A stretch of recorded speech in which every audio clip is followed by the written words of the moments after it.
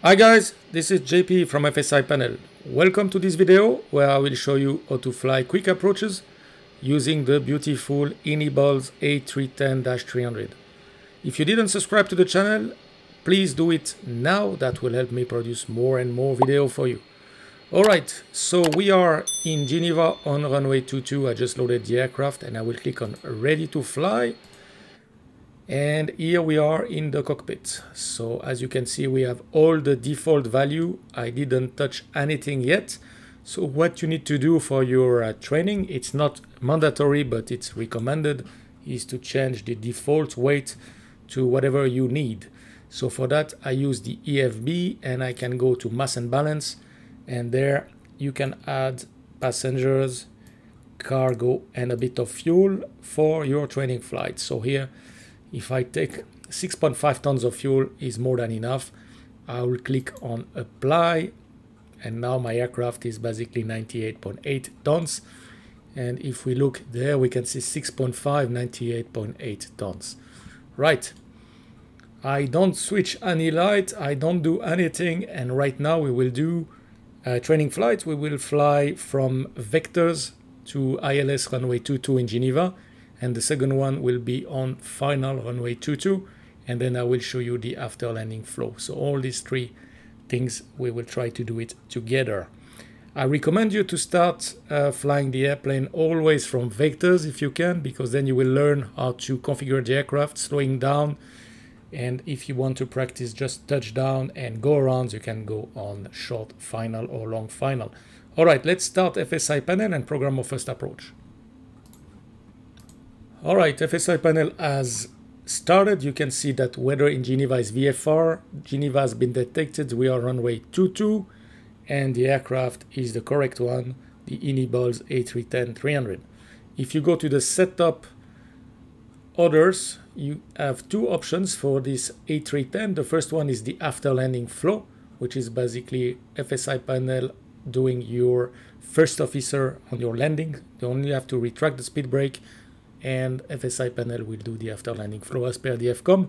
And the next one is the default auto brake, which can be set to off, low, medium or max.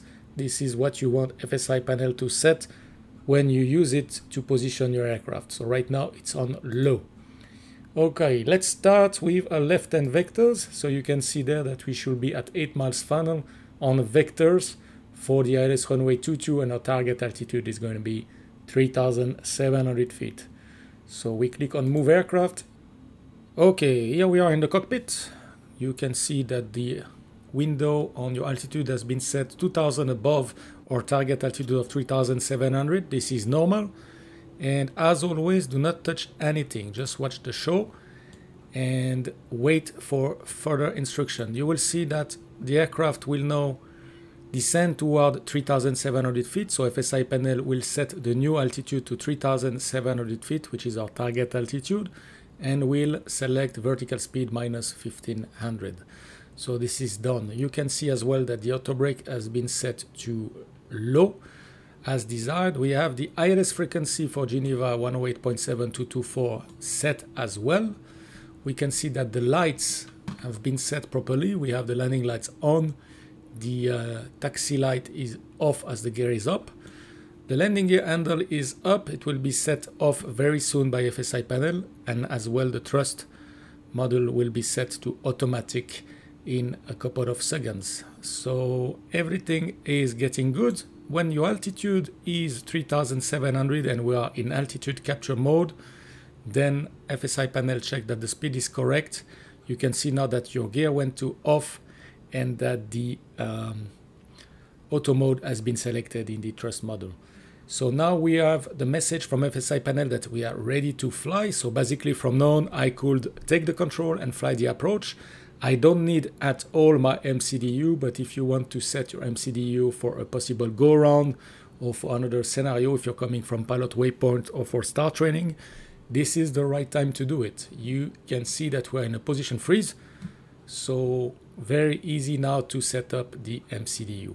So let me show you once how we do it in the air. So you just go to init, and now we just type in the same origin and destination here. So it's gonna be, for in our case, Geneva to Geneva. Return. We don't need any flight ID, but I like to put FSI 001. The cruising flight level is not really important, but should you want to have a VNAV descent with the MCDU, it's nice to synchronize it with the actual altitude. So we divide that number by 100, so 37 will be what I have to enter in the cruise level, 37. Right there. As well, I forgot to mention that FSiPanel also set the landing elevation in your pressurization. And if you want to go next page now, it's not gonna work because we are already in the air. We don't need to set anything. So now what we need to do is to set our ILS. So going to flight plan, we can see destination Geneva, left click over Geneva, star. We will fly an ILS 22. We are not going to fly any star. If you want to fly a star using FSiPanel, you will insert your star right now. But in our case, we will say none. And I need to insert it. Looking now in my navigation display, I can see that the closest waypoint is Petal, but if we're going straight, we have a chance to be ahead of Petal, and then it might screw up the whole approach in case of go around. So I would advise you to set Golf 608 as the next active waypoint. So to do that, just go direct, Golf 808, and click on insert. Right, now we have it, and we can see that we have our approach, and we should be fine. Good, so now the MCDU is programmed. If you go to takeoff approach, you can see your V approach, which will be 128, and here we can set our minimum for Geneva. If I recall, it's 155.75, and you could click final approach if you want to use manage speed as well. Done. Right. So now basically the aircraft is ready to fly. So what I can do is take over the control. So I will hit the brake for 3 seconds, and I will get the message, you have control, and now I'm responsible to fly my airplane. So what I will do on the landing mode, we can see that we have localizer and glide slope arm. We have a correct indication on both localizer and glide slope. We could use the second autopilot if needed. So we have a Cat 3 indication. If we look at FSiPanel, what FSiPanel has done, so all the lights are set properly. We have the landing elevation. We have the flaps for intermediate, so for vectors position. And everything is good speed-wise. So we are ready to fly this approach. So now the localizer will be moving very soon. As you can see, we are getting close to intercept our localizer. So we will fly this approach, and then I will show you the after landing flow once we touch down. So this flow is initiated by retracting the speed brake. So let's first concentrate on this approach and see later on the after landing flow. Okay, localizer is captured. Can set the heading 224.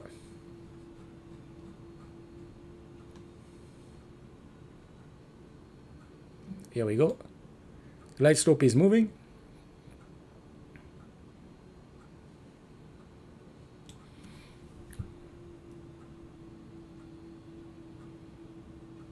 So we'll extend the flaps to 20 and reduce the speed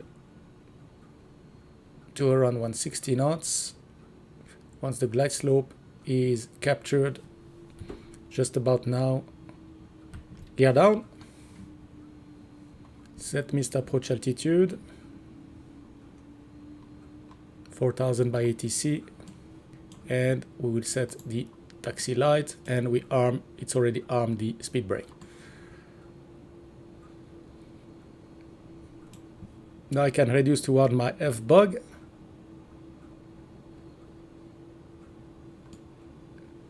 And we'll go with the final flaps 40.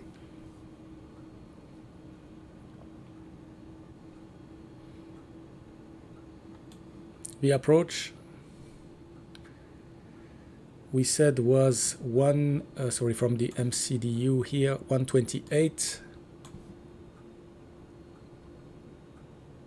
I'll just put 130. Good. So we are fully stabilized.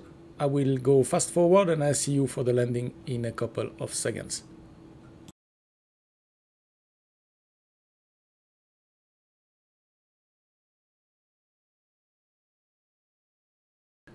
All right, manual flight. Autopilot has been disconnected. And now, as you can see, I'm getting low, but my glide slope indication seems to be correct.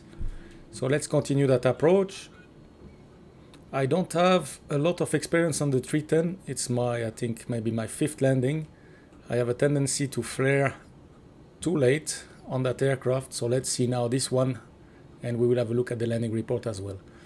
All right, all set, clear to land. 100.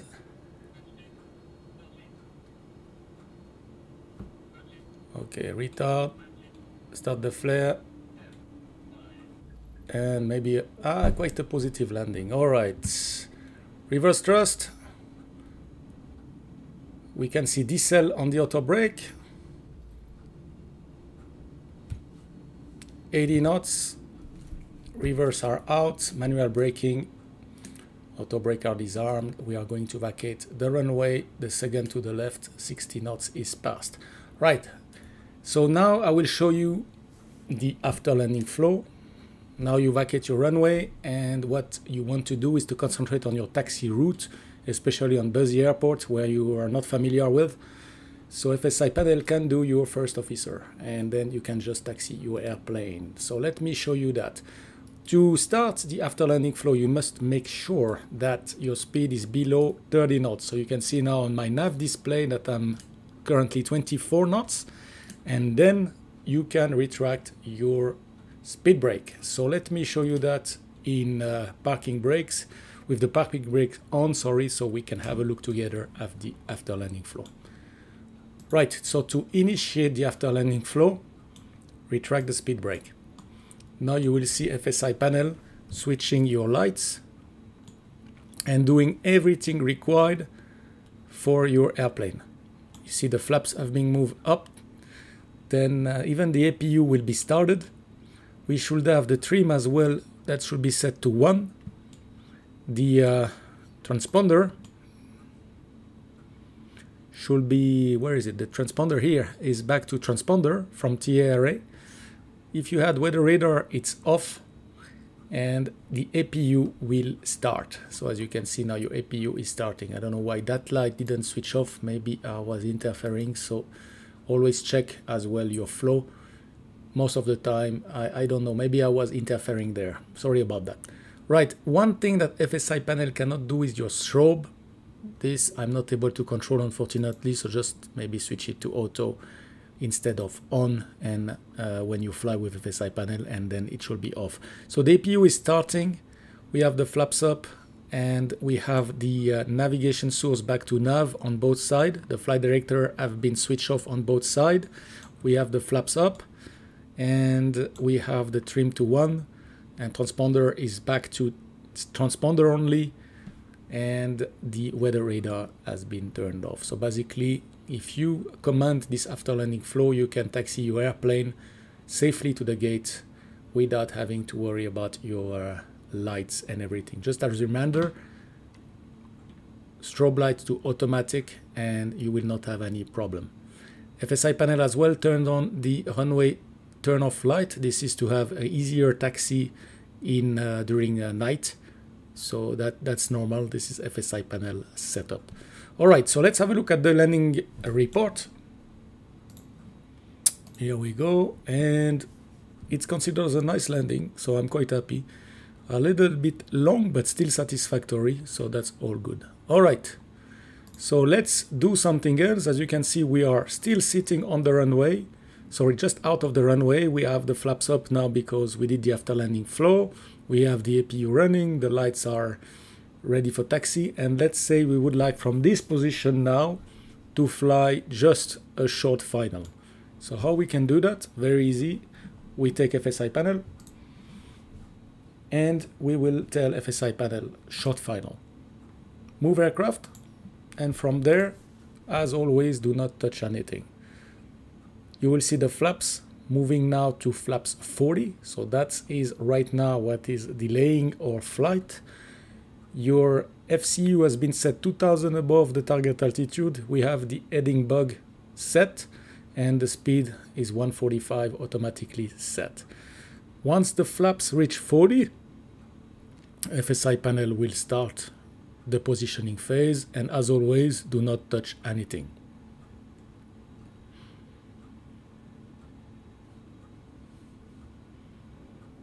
Here we go, we are in the air. Now FSiPanel will set 2,400 feet and will start the descent with your aircraft. So if you see strange thing in the PFD, do not worry, just let it happen. You will see 2,400 vertical speed. Now the airplane will go down, you will see it. The ILS will be set. This is the case, landing elevation is set. The gear is down. So we just have to wait and take control whenever it's our turn. You can see that FSiPanel, if you select final, is taking directly the V approach, which is now 128. We saw it before in the MCDU. And we should be ready very soon, as soon as we see 2,400 feet there, and FSiPanel sense that everything is ready for you to fly, you will get the message. So during that phase, again, do not touch anything. Otherwise, you might interfere and you will never get the control. That's sometimes what happens when I get feedback.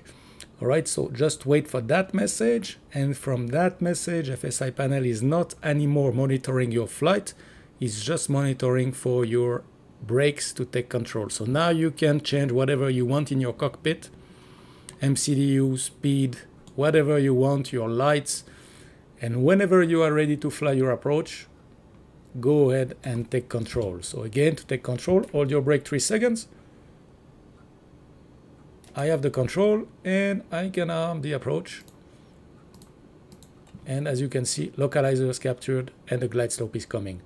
One thing I saw on the iniBuilds A310 when flying on short final like this, and you are already configured for landing, it is a little bit slow intercepting the glide slope. So this is why I suggest you either you fly manually or you go for long final. You will see what I mean right now. The glide slope is coming and we are very close to the runway, less than 4 miles. Glide slope will be captured, and now the aircraft is taking sometimes a bit long to start the descent, and you might end up too high. Now in that example I wanted to show you it works perfectly well. So bear in mind that sometimes this is happening and you might have less than a dot's deviation and then you have to recover. So if you fly manually, no issue. If you fly with autopilot, that could be an issue. So I suggest to fly 8 miles final so you have time to recover and to be stabilized. Alright guys, I hope you enjoyed that video. If you didn't subscribe yet to the channel, please do it. That will help me. And any question or comment, please drop it below. I will be very happy to answer all your questions and see your comment. Thank you guys for watching. See you on the next video, and as always, stay safe. Bye bye.